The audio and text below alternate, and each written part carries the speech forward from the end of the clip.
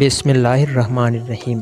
رزق تنگ کرنے والے اعمال حضرت علی المرتضیٰ۔ ایک مرتبہ ایک شخص سیدنا علی المرتضیٰ رضی اللہ تعالیٰ عنہ کے پاس آیا اور کہنے لگا کہ اے علی رضی اللہ تعالیٰ عنہ میں بہت مالدار تھا، پھر اچانک گھر سے رزق جانے لگ پڑا، چلتا پھرتا کاروبار بند ہونے کے قریب آ گیا ہے، مجھے کچھ سمجھ نہیں آ رہا کہ میں کیا کروں۔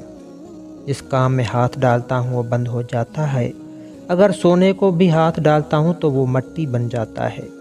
جب یہ شخص اپنے سارے شکوے سنا رہا تھا تو سیدنا علی المرتضیٰ رضی اللہ تعالیٰ عنہ اس کی کمزوری سمجھ گئے۔ فرمایا کہ اے شخص، تو اپنے گناہوں کو ترک کرنا شروع کر دے، تو گناہوں کو ترک کرنا شروع کر دے گا تو تیرے گھر میں رزق آنا شروع ہو جائے گا، تیرے اٹکے ہوئے کام ہونا شروع ہو جائیں گے۔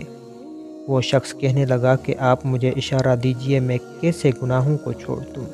تو حضرت علی المرتضیٰ رضی اللہ تعالیٰ عنہ فرمانے لگے کہ اگر تو نماز نہیں پڑھتا تو نماز پڑھنا شروع کر دے، اگر تو شراب پیتا ہے تو شراب چھوڑ دے، جو برائی تو جان بوجھ کر کرتا ہے وہ برائی تو چھوڑ دے، اگر کوئی جانے انجانے میں تجھ سے کوئی گناہ سرزد ہو جائے تو رات کو سونے سے قبل اللہ سے اپنے گناہوں کی معافی مانگ لیا کر، انشاءاللہ یہ کام تو کرے گا تو تیرے اٹکے ہوئے کام بھی ہونا شروع ہو جائیں گے۔ بیان کیا جاتا ہے کہ جب اس شخص نے ان باتوں پر عمل کرنا شروع کیا تو اللہ تبارک و تعالیٰ نے اس کے بگڑے کام سنوارنا شروع کر دیے۔ اللہ پاک اس واقعہ سے سبق حاصل کر کے عمل کی توفیق عنایت فرمائے، آمین۔